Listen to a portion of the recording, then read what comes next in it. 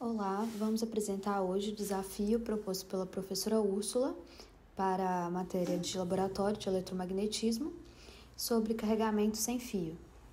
Os integrantes do grupo são Gabriel de Souza Braz e Rubia Mara Gonçalves Marinho. O carregamento sem fio ele é baseado em princípios de indução eletromagnética e consiste em duas partes principais: uma estação de carregamento, que é o transmissor, e um dispositivo compatível com o carregamento sem fio, que será o receptor.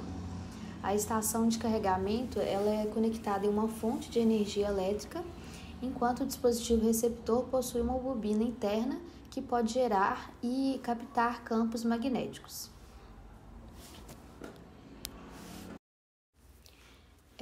O carregamento sem fio funciona da seguinte forma: quando a estação de carregamento ela é ativada, ela gera um campo magnético alternado de baixa frequência, e esse campo magnético ele induz corrente elétrica na bobina receptora do dispositivo, que são convertidos em energia elétrica para carregar a bateria do dispositivo.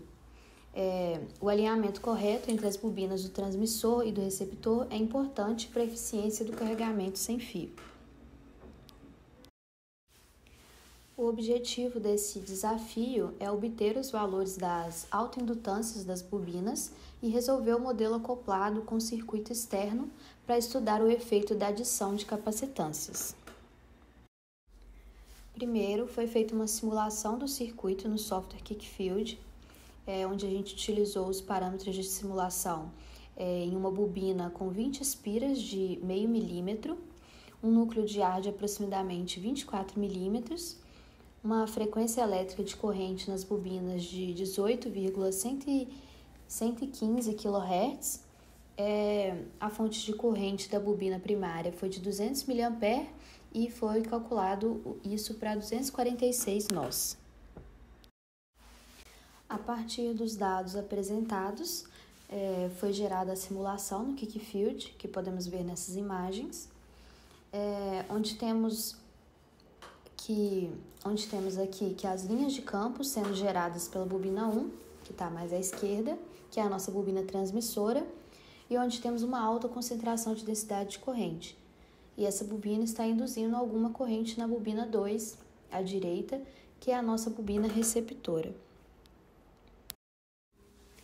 Então, nós temos aqui o campo elétrico gerado pela bobina primária, e nessa simulação, nós chegamos no resultado da indutância calculada no software de 16,27 microhenry. A transferência de energia ela é mais eficiente quando as partes primária e secundária trabalham em ressonância.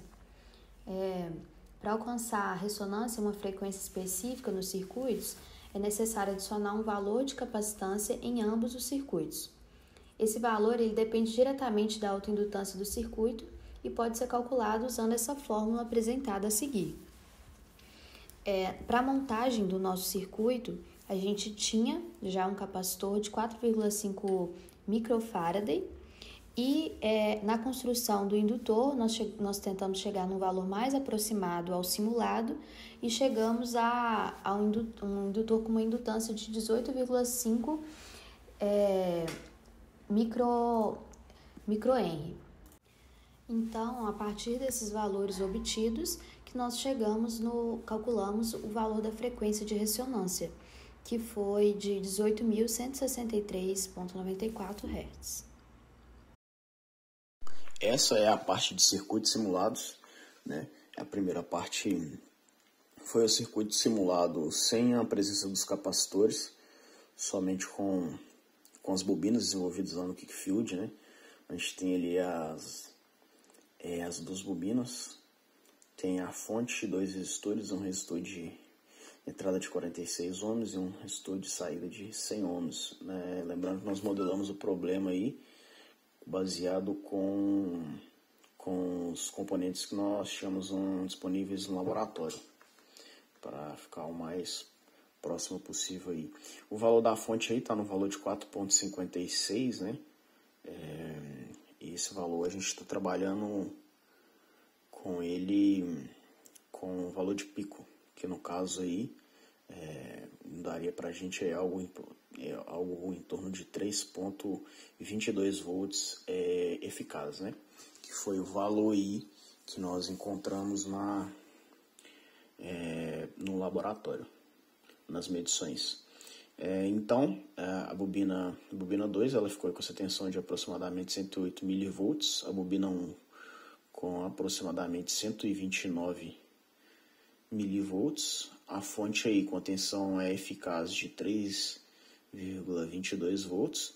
Nossa tensão na carga aí ficou em torno de 108 mV e a nossa tensão no resistor de entrada ficou em 3,2 volts. A segunda simulação, qual nós fizemos aí, foi com a inserção dos capacitores, né? Os capacitores que foram medidos anteriormente aí, mais uma vez explicando aí que nós tínhamos esses dispositivos, a gente modelou o problema num software de acordo com os dispositivos. Então o que nós fizemos foi calcular, né, a frequência de ressonância lá para que pudéssemos trabalhar com esses elementos aí. Então no caso com esse capacitor. Então aqui na simulação do circuito a gente teve na bobina 2 aí uma tensão de aproximadamente 108 mV, né, que é a bobina do secundário. Na bobina do primário aí nós tivemos 129 mV, a fonte aí continua mandando o mesmo valor de tensão eficaz de 3,22 volts, né, o capacitor 1 com 147 mV, o capacitor 2 com 2,29 mV, a tensão no resistor de entrada de 3,21 volts e a nossa tensão aí no resistor de saída de 108 mV. Então, com isso, né, nós montamos aí os circuitos, nós desenvolvemos as bobinas com auxílio aí de uma fita isolante para ser usada aí como base para poder fazer com que a bobina não saísse ali, né, as espiras em si não saíssem uma das outras. Então, né, nós colamos ali cada volta que cada espira nova que fôssemos criando, a gente pregava ela ali na fita isolante para dar um suporte para que todas as espiras pudessem ficar de forma bem próxima uma das outras, né? E o nosso problema, ele tinha aí como objetivo fazer uma bobina que tivesse uma alta eficiência, né? Uma alta transferência aí de campo. Então nós fizemos essas bobinas planares aí de uma forma que elas ficassem bem próximas uma da outra, né? Então aí o circuito aí tem a imagem do circuito com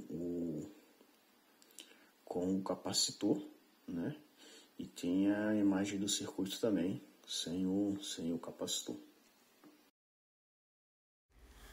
Os parâmetros obtidos na montagem do circuito foi uma indutância no primário de 18,53 microhenry, no secundário uma indutância de 18,7 microhenry. Os capacitores que nós utilizamos foi um no primário de 4,155 e no secundário 4,145 microfarad. Os resistores utilizados no primário foi de 46 ohms e no secundário um de 100 ohms. Na construção das bobinas, né, a gente tentou aproximar o máximo possível da simulação. Então, fizemos uma bobina de 20 espiras, com 2 metros de cabo de cobre e 0,5 milímetros, e o diâmetro interno de aproximadamente 24 milímetros e com um espaço entre as bobinas de aproximadamente 1 milímetro. Os equipamentos utilizados para medição do nosso circuito foram um osciloscópio e um dispositivo medidor de indutância. Essa daí é a parte de medição, né, qual nós tiramos as medidas aí de tensão de cada elemento no circuito. Essa primeira medição aí nós fizemos no circuito sem o capacitor, né? Então a tensão da fonte de entrada aí foi no valor de 3,23 volts. A tensão de entrada em cima do resistor também foi de 3,23 volts. A tensão de entrada no indutor foi de 147 milivolts. E a tensão de saída no resistor aí foi de 121 milivolts. Né? Todas essas daí tensões eficazes. E essa daí foi a medição para o circuito com o capacitor, né? Então nós encontramos a tensão para a fronte de entrada de 3,4 volts, a tensão de entrada do indutor de 142 milivolts, a tensão de entrada do resistor de 3,6 volts, a tensão de entrada do capacitor de 381 milivolts, a tensão de saída do indutor de 110 milivolts, a tensão de saída do resistor de 106 milivolts, e a tensão de saída do capacitor de 7,23 milivolts. Lembrando aí que essa tensão de saída do capacitor, como o valor estava com uma intensidade muito baixa, então tem uma imprecisão bem significativa na obtenção desse sinal aí. Até dá para perceber pela imagem que o sinal está com bastante ruído. Feito isso aí, então, né? Feito todas as simulações e feito as medições, nós podemos comparar os valores, né? Então nós obtivemos aí um valor medido para a fonte de 3,22 e o calculado de 3,23, para a resistência de entrada de 3,2 volts simulado e 3,23 medido, para a bobina de entrada aí de 129 milivolts simulado e 147 milivolts medido. Para a tensão em cima do resistor de carga e para a bobina 2, nós tivemos aí uma tensão medida de 108 milivolts e uma tensão calculada de 121 milivolts. Feito isso, né, nós podemos obter aí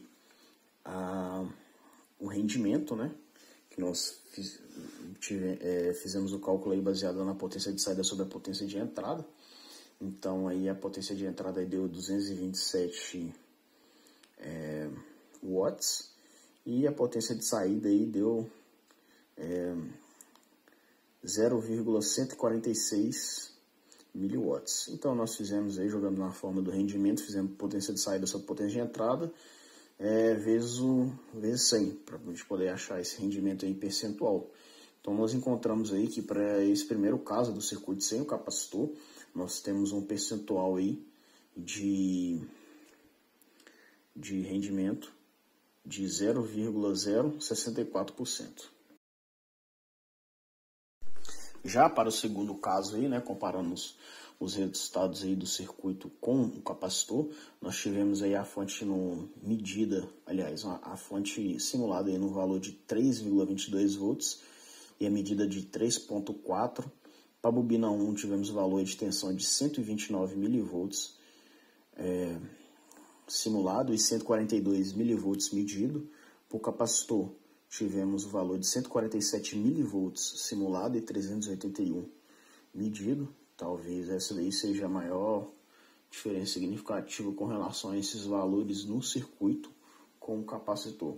Para a resistência de entrada aí, nós tivemos aí uma tensão de 3,21 simulada e 3,06 volts medida, né? Para a bobina 2 nós tivemos aí de 108 milivolts simulado e 110 milivolts medido. Para o capacitor 2 tivemos aí 2 milivolts, 2,29 milivolts simulado e 7,23 milivolts medido. O capacitor 2, no caso, ele entra aí na mesma situação do caso passado, né? Que devido aí à baixa intensidade do sinal, a gente tem um valor muito instável, que no caso como já foi dito anteriormente. E para a tensão na carga aí, a gente tem 108 milivolts simulados e 106 milivolts medido. Então aí nós ficamos fazendo o cálculo da potência aí nesse caso, nós ficamos com um rendimento de 0,05%, né, que comparado com o rendimento do circuito anterior aí, caiu, no caso, né? A gente teve uma queda aí, o que era esperado que o circuito ele tivesse um aumento de rendimento, né, baseando que a gente estaria trabalhando ali com a frequência de ressonância, e essa melhoraria ali o acoplamento entre as bobinas e aumentaria o rendimento do circuito sem o capacitor para o circuito com o capacitor. A fim de compreender um pouco mais aí sobre como se dá o comportamento da frequência e do rendimento, né? Nós traçamos o gráfico com diferentes valores de frequência e diferentes valores de rendimento para a gente poder entender aí como é que está o comportamento do nosso circuito, né? Usando como base aí, né, só o circuito com capacitor, nós variamos as frequências aí pegamos alguns pontos específicos. O primeiro ponto aí é um ponto de 5 kHz, o segundo ponto é um ponto de 13 kHz, o terceiro ponto é o ponto de 18 kHz, que é próximo aí à frequência de ressonância que foi calculada. O próximo ponto é o de 23 kHz, o próximo é o de 28 kHz, o próximo é o de 50 kHz e por último ponto aí de 100 kHz. O rendimento aí para esse ponto aí de 5 kHz nós encontramos o valor de 0,004%, né? O 13 kHz 0,029%, o 18 kHz foi o 0,05%, ao qual já foi mostrado, de 23 kHz 0,079%, 28 kHz de 0,119%, de 50 kHz 0,369% e o de 100 kHz de 1,38%. Ou seja, nós observamos aí um comportamento, né, que com o aumento da frequência nós aumentamos o rendimento aí do circuito, né, o que não era esperado aí, que a gente esperava aí uma maior eficiência aí do circuito aí quando estivéssemos trabalhando ali em cima da frequência de ressonância.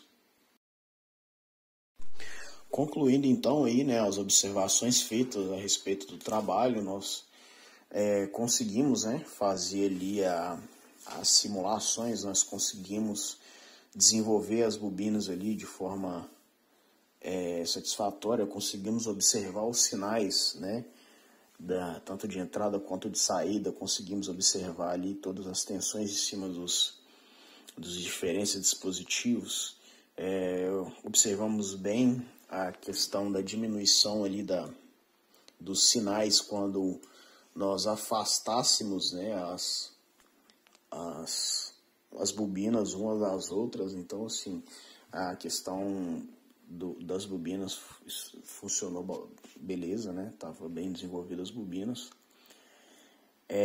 Nós tivemos um pouco de trabalho no desenvolvimento das bobinas em si, né? Inicialmente foi um pouco trabalhoso desenvolver, mas no final deu certo, né? Conseguimos desenvolver e fazer as simulações e as medições. O que nós não conseguimos fazer foi observar aí o fenômeno da ressonância, né, que é igual já foi dito, nós esperávamos que nosso circuito trabalhasse ali em cima da frequência de ressonância, dando o maior rendimento possível, né, e ao afastar, né, dessa frequência de ressonância aí, tanto na diminuição como no aumento ali, esperado era que nós tivéssemos um menor rendimento aí do circuito. E na verdade não foi isso que aconteceu, né? Observamos aí, através das medições, que com o aumento da frequência, a gente aumenta aí de forma significativa o rendimento do circuito. Isso aí pode se dar aí devido as bobinas estarem ali com com a impedância mútua muito alta, né? Indutância mútua muito alta, pode se dar aí também a alguns fatores com relação à geometria das bobinas propriamente ditas, né? Tem outra coisa para levar em consideração também, que é a resistência da própria bobina, da resistência do próprio capacitor, que não foi considerada, né? E alguns outros fatores aí que poderam estar ocasionando esse erro aí da obtenção dos nossos resultados.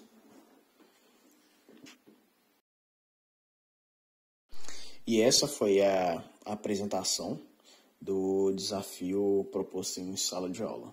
Obrigado.